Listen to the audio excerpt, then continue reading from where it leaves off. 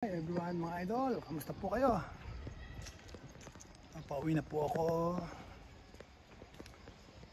galing sa work, kaya naman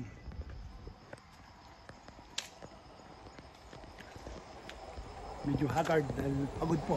Busy kami sa work. Shoutout nga po pala sa ating mga kapwa ko Pinoy abroad.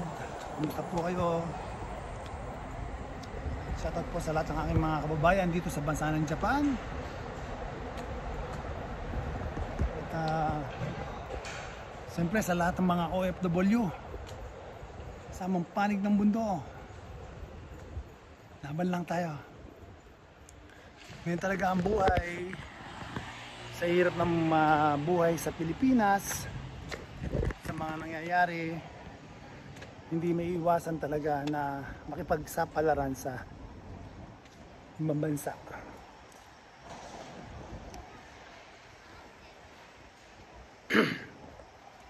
Kaya hanggat hindi naiiba ang palakad, hanggat hindi nagkakaroon ng kamay na bakal ang mga namumuno sa gobyerno,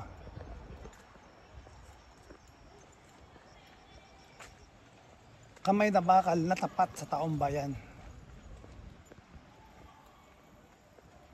parusahan ang mga nagkakasala, parusahan ang mga may pananagutan, di ba? Kaya naman sana magising na yung gobyerno ngayon sa mga nangyayari. Habang panahon na lang bang ganyan ang Pilipinas, talamak ang corruption.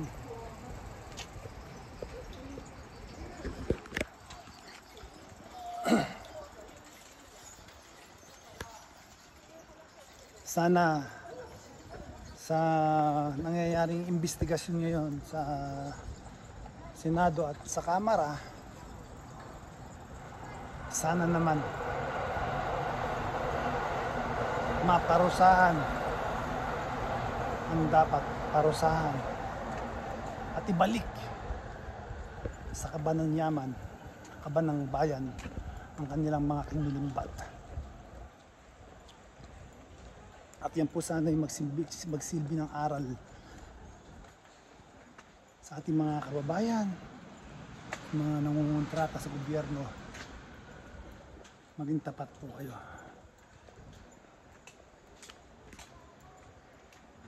Hindi ba nyo napapansin yung bahay ng mga nangungontrata sa project ng gobyerno? Ang lalaki. Ang lalaki. Pero tingnan mo yung kanilang mga project.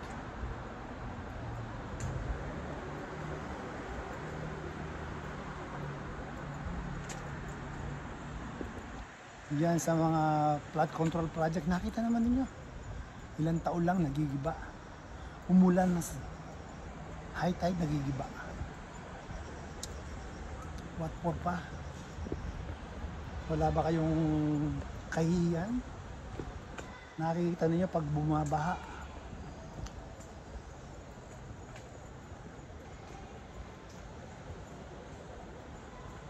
Yung mga kababayan natin, nakakaawa.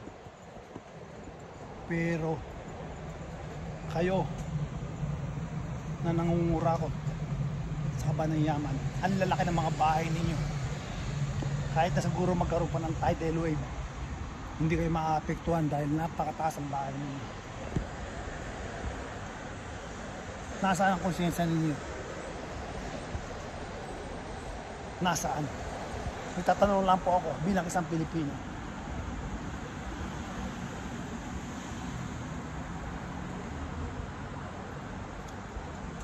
Yung karamihan ng mga congressman dyan sa Pilipinas, kasi kung sabunin nila si Vice President Sara Duterte, ganun na lang eh. Ayan, yung mga kapwa ninyo congressman, ang imbestigahan ninyo ngayon. Limpak-limpak. Milyon, bilyon pa. Asahan kayo ngayon? Yun, yan ang imbestigahan ninyo. Parang yan lang masasabi ko. Kita-kita ulit tayo next live, next upload ko. Kung may gusto mong comment ka lang po dyan. And then, subscribe na rin po sa aking YouTube channel.